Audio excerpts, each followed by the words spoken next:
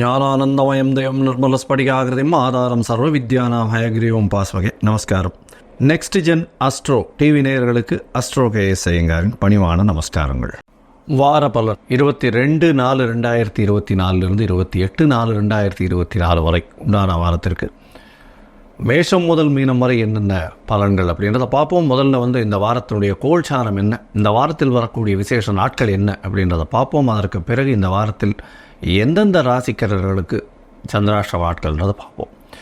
இந்த வாரத்தின் கோல்சாரம் அப்படின்னு எடுத்தோமேனா காலபுருஷ தத்துவத்தின் முதல் ராசியான மேஷ ராசியில் குரு பகவானும் சூரிய பகவானும் இருக்கிற, கன்னியில் கேதுவும், கும்பத்தில் சனி செவ்வாய், மீனத்தில் புதன் சுக்கிரன் மற்றும் ராகு, இந்த 3 கிரகங்கள். சந்திர பகவான் அதிவேகமாக செல்லக்கூடியவர். இந்த வாரத்தில் பார்த்தேன்னா இந்த வாரத்தில் ஹஸ்த நட்சத்திரம், அதாவது கன்னியா ராசியிலிருந்து மூல நட்சத்திரம் வரலும் போகிறார், அதாவது தனுசு ராசி வரலும் போகிறார். இந்த வாரத்தில் வரக்கூடிய பெயர்ச்சிகள் அப்படின்னு சொல்லக்கூடியது பார்த்தாலேன் 22ஆம் தேதி அன்னைக்கு செவ்வாய் கும்ப ராசியிலிருந்து மீன ராசிக்கும், 25ஆம் தேதி அன்னைக்கு சுக்கிர பகவான் மீன ராசியிலிருந்து மேஷ ராசிக்கும் போகிறார். இது இந்த வாரத்தினுடைய கோல்சாரம். இந்த வாரத்தில் வரக்கூடிய விசேஷ நாட்கள் அப்படின்னு பார்த்தோமே ஆனால் 23ஆம் தேதி, அதாவது செவ்வாய்க்கிழமை அன்னைக்கு பௌர்ணமி. இந்த பௌர்ணமியினுடைய விசேஷம் கள்ளழகர் ஆற்றுல இறங்கிறது பெரிய விசேஷம். அதாவது மதுரை மாநகரமே மிகப்பெரிய விழாக்கோலம் பூண்டு இருக்கக்கூடிய காலகட்டம். தண்ணியை ஒருத்தர் பீச்சி அடிக்கிறதும் கள்ளழகர் ஆற்றுல இறங்கிறது பெரிய விசேஷமாக கொண்டாடப்படுறது. மீனாட்சி சுந்தரேஸ்வரர் கல்யாணத்தை போய் பார்க்கறதுக்கு போகக்கூடிய கள்ளழகர் ஆற்றுல இறங்கி போகிறார். அது தவிர பௌர்ணமி அன்னைக்கு வாஸ்து நாள் அப்படின்னு சொல்லக்கூடியது. வாஸ்து புருஷன் கண் விழிக்கும் நாள்.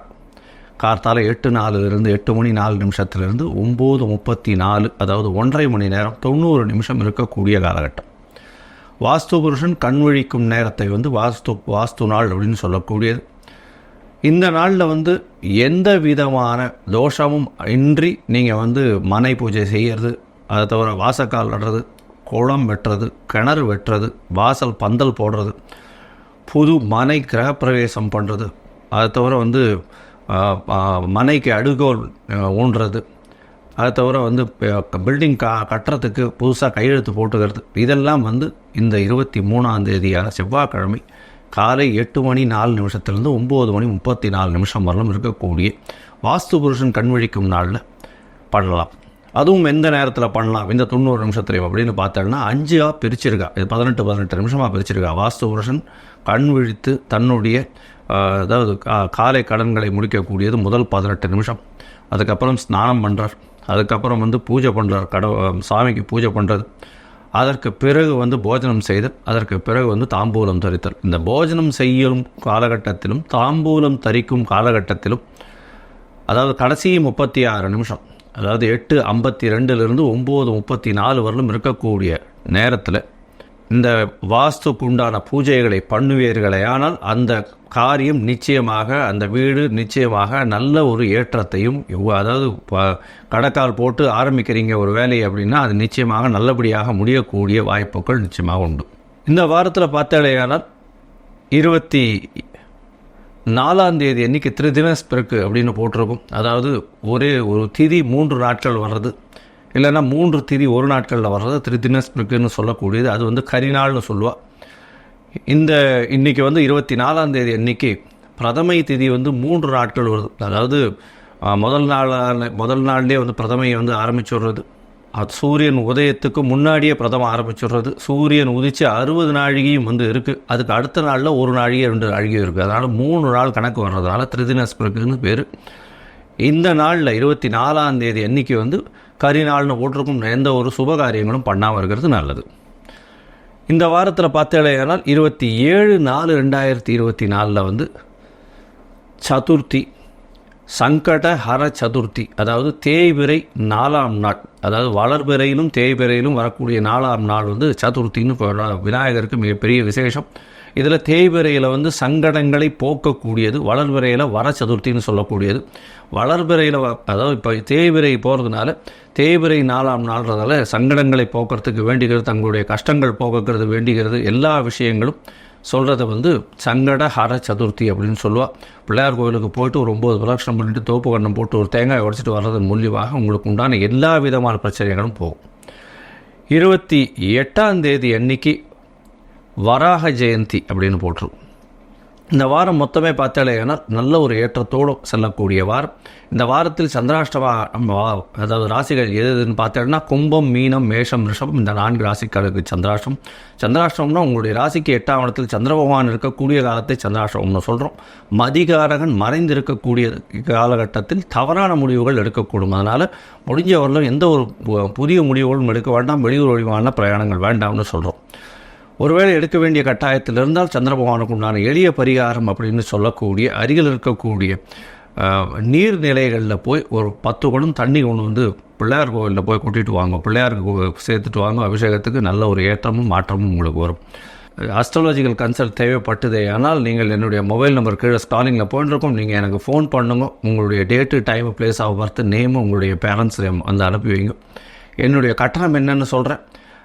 அதற்கு பிறகு உங்களுக்கு அப்பாயின்மெண்ட் தரேன். அதற்கு ஏற்ற மாதிரி நம்ம வந்து உங்களுடைய பிரச்சனைகள் என்னன்றதை பார்த்து, சந்தி இருக்கா, தசா சந்தி, நட்சத்திர சந்தி, லக்ன சந்தி ஏதாவது இருக்கான்றதையும் பார்த்துட்டு உங்களுடைய தசாபுக்தி அந்தரம் சூக்ஷ்மம் எப்படி இருக்குன்றதை பார்த்துட்டு இன்றைய கோல்சார பிரகாரம் என்னென்ன பலன்கள், எதனால் பிரச்சனைகள்ன்றதை பார்த்துட்டு எளிய பரிகாரம் என்ன அப்படின்றதையும் சொல்கிறேன். இப்போது மேஷம் முதல் மீனம் வரை 22/4/2024 28/4/2024 வரை உண்டான வாரத்திற்கு என்ன பலன்னு பாருங்க. விருச்சிகம், விசாகம், அனுஷம், கேட்டை இந்த 3 நட்சத்திரம் 9 பாதங்களை கொண்ட ராசி. ராசியின் அதிபதி அப்படின்னு சொல்லக்கூடியவர் செவ்வாய் பகவான். ராசிக்கு 5ஆம் இடத்துல இந்த வாரத்தில் போகிறார். இந்த வாரத்தில் 5ஆம் இடம் அதீத கிரகங்கள் 4 கிரகங்கள் சேர்ந்து இருக்கக்கூடிய காலகட்டம். அதாவது 5ஆம் இடம் வலுப்பெற்று போகிறது. உங்களுக்கு வந்து புதிய பதவி, புகழ், அந்தஸ்து, கௌரவம்லாம் வரக்கூடிய காலகட்டமாக இந்த வாரம் அமையிறது. இந்த வாரத்தில் பார்த்தாலேயானால் 5ஆம் இடத்துல செவ்வாய், புதன், சுக்கிரன் மற்றும் ராகு 4 கிரகங்கள் இருக்குது. அதை தவிர 5ஆம் இடமும் 6ஆம் இடமும் பரிவர்த்தனை யோகம் அடையக்கூடிய காலகட்டம். குழந்தை பேர் ஏற்படக்கூடிய காலகட்டமாக இருக்குது. இந்த வாரத்தில் வந்து குழந்தை பிராப்தி ஏற்படும். அதை தவிர குழந்தைகள் மூலியமாக உங்களுக்கு ஒரு நல்ல ஏற்றம் கிடைக்கும். புதிய பதவி, அந்தஸ்து, கௌரவம் வரக்கூடிய வாரமாக இந்த வாரம் அமைய போகிறது. உங்களுடைய ராசிக்கு 4ஆம் இடத்துல சனி பகவான். உங்களுடைய உடல் நிலையில் சற்று கவனம் தேவை. சுற்றல், அதாவது வேலை பளு அதிகமாக இருக்கும். வேலைக்காக சுற்றுறது கொஞ்சம் அதிகமாக இருக்கக்கூடிய காலகட்டம். வண்டியில் போகும்போது ஜாகிரதையாக போகும்போது 2 வீலர் 4 வீலரில் உடல் நலத்தில் அடிபடக்கூடிய வாய்ப்புகள் நிச்சயமாக உண்டு. உங்களுடைய ராசிக்கு 5ஆம் இடத்துல பார்த்தோம்னா சுக்கிரன் வந்து சப்தமாதிபதி உச்சம் பெற்று போய் இருக்கக்கூடிய காலகட்டம். இதன் மூலியமாக பார்ட்னர்ஷிப் பிஸ்னஸில் பெரிய ஏற்றம் கிடைக்கக்கூடிய காலகட்டமாக இருக்குது. உங்களுடைய ராசிக்கு 8-11ஆம் அதிபதியும் நீச்சபங்கம் அடைகிறதுனால மறைந்த பண வரவு வரக்கூடிய வாய்ப்புகள் நிச்சயமாக உண்டு. பொருள் வரவு அதிகமாக வரக்கூடிய வாய்ப்புகள் நிச்சயமாக உண்டு. எதை தொட்டாலும் வெற்றி பெறக்கூடிய வாய்ப்புகள் நிச்சயமாக இருக்குது. ஏன்னா உங்களுடைய ராசிநாதனும் 5ஆம் இடத்துல இருக்கிறது பெரிய ஏற்றத்தை கொடுக்கக்கூடிய அதாவது ஒரு திரிகோணாதிபதி இன்னொரு திரிகோணத்தில் இருக்கிறது நல்ல ஒரு ஏற்றம். அதுவும் பரிவர்த்தனை யோகத்தில் குரு பகவான் திரிகோணத்தில் ஆட்சி பெற்று இருக்கிறது சமன்றதுனால நல்ல ஒரு ஏற்றம் கிடைக்கக்கூடிய காலகட்டமாக இருக்குது. சப்தமாதிபதியும் உச்சத்தில் போய் இருக்கிறதும் அதனால் தொட்ட இடமெல்லாம் பணம் வரவுக்கு நல்ல ஒரு ஏற்றம் கிடைக்கக்கூடிய காலகட்டமாக இருக்கும். இந்த வாரத்தில் அதிவேகமாக செல்லக்கூடிய கிரகமான சந்திர பகவான், அதாவது உங்களுடைய ராசிக்கு 9ஆம் அதிபதி உங்களுடைய ராசிக்கு 11ஆம் இடத்துலேருந்து இந்த வாரத்தை ஆரம்பிக்கிறார். 22/4/2024 23/4/2024 வரலும், அதாவது கார்த்தால ஒரு 9:30 மணி வரலும் சந்திர பகவான் உங்களுடைய ராசிக்கு 11ஆம் இடத்துல கேதுவோட சம்பந்தத்தில் இருக்க. திடீர் பணவரவு வரும். எதிர்பாராத இடத்திலிருந்து பணவரவு வரக்கூடிய வாய்ப்பு உண்டு. அதாவது இன்சூரன்ஸ், ரேஸு இந்த மாதிரியான விஷயங்கள், மருத்துவ உபகரணம் விற்கிறவங்களுக்கு பெரிய ஏற்றம் கிடைக்கும். ரத்தம் சம்பந்தமாக, மருத்துவம் சம்பந்தமாக, அதை தவிர வந்து செங்கல், ஜல்லி, மணல் இந்த மாதிரியான வீடு சம்பந்தமாக ரியல் எஸ்டேட் பிஸ்னஸ் பண்ணுறவங்க, அதை தவிர இந்த சாப்பாடு பண்ணக்கூடிய கேட்ரிங் டெக்னாலஜி பண்ணவங்களுக்கு, நெருப்பு சம்பந்தமான தொழில் பண்ணுறவங்களுக்கு பெரிய ஏற்றம் கிடைக்கக்கூடிய காலகட்டமாக இருக்குது. இந்த வாரம் உங்களுடைய ராசிக்கு 12ஆம் இடத்துல சந்திர பகவான் போகிறார். அது வந்து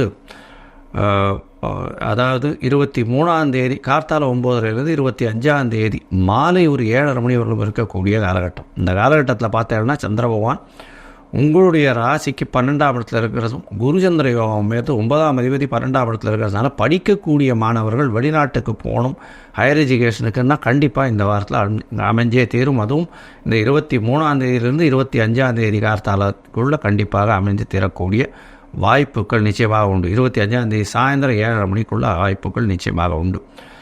உங்களுடைய ராசிக்கிலேயே வந்து சந்திர பகவான் நீச்சம் பெற்று போகிறார். 9ஆம் அதிபதி உங்களுடைய ராசியிலேயே நீச்சம் பெற்று போகிறார். ராசிநாதன் ஆட்சி பெற்று, அதாவது பரிவர்த்தனையில் ஆட்சி பெற்று போகக்கூடிய காலகட்டமாக இருக்கிறதுனால, அதுவும் குரு அதாவது பரிவர்த்தனையில் இருக்கக்கூடிய காலகட்டமாக இருக்கிறதுனால நல்ல ஒரு ஏற்றம் கிடைக்கக்கூடியதாக இருக்கும். இந்த வாரத்தில் உங்களுடைய ராசியிலேயே வந்து 25ஆம் தேதியிலிருந்து 28ஆம் தேதி கார்த்தால ஒரு 8:30 மணி வரலும் இருக்கக்கூடிய காலகட்டம். இதன் மூலியமாக உடல் நலத்தில் நல்ல ஒரு ஏற்றம் இருக்கும். அதாவது ஒரு புதிய முயற்சிகள் வரும், புதுசாக எண்ணங்கள் தோன்றி அதில் வெற்றி பெறக்கூடிய வாய்ப்புகள் உண்டு. தந்தையின் வழியை கடைபிடித்து பெரிய ஏற்றம் கிடைக்கக்கூடிய காலகட்டமாக இந்த வாரம் அமைய போகிறது. உங்களுடைய ராசிக்கு 2ஆம் இடத்துல சந்திர பகவான் போகிறார். அதாவது 28ஆம் தேதி கார்த்தால 8:30 மணியிலிருந்து 30ஆம் தேதி கார்த்தால 8:30 மணி வரலும், 28ஆம் தேதி கார்த்தால ஒரு 3:30 மணியிலிருந்து 30ஆம் தேதி கார்த்தால ஒரு 8:30 மணி வரலும் சந்திர பகவான் உங்களுடைய ராசிக்கு 2ஆம் இடத்துல இருக்கார், தனஸ்தானத்தில் இருக்கார். அதுவும் வந்து தனக்காரகனே பார்க்கறதுனால நல்ல ஒரு ஏற்றம். பணவரவிற்கு பஞ்சம் இருக்காது, பொருள் வளவிற்கு பஞ்சம் இருக்காது. வெளிநாடு வெளியூர் செல்லக்கூடிய பாக்கியம் நிச்சயமாக உண்டு. தொழிலில் அபரிமிதமான ஏற்றம் இருக்கும். புதிய பதவி புகழ் அந்தஸ்து கௌரவம்லாம் வரும். இந்த வாரம் வந்து அருகில் இருக்கக்கூடிய அம்மன் கோவிலுக்கு போங்க. அம்மன் கோவிலுக்கு போயிட்டு நீங்கள் ஒரு துவரம் பருப்பு உங்களால் முடிஞ்சது வந்து தானம் கொடுங்க. அதை தவிர வந்து பானகம் வந்து உங்களால் முடிஞ்ச அளவுக்கு வந்து வர்ற வழிபோக்கர்களுக்கு தானம் கொடுங்க. இதன் மூலியமாக உங்களுக்கு ஒரு பெரிய ஏற்றம் இந்த வாரம் நிச்சயமாக கிடைக்கும். லோகா சமஸ்தா சுகினோ பவந்து. நன்றி, நமஸ்காரம்.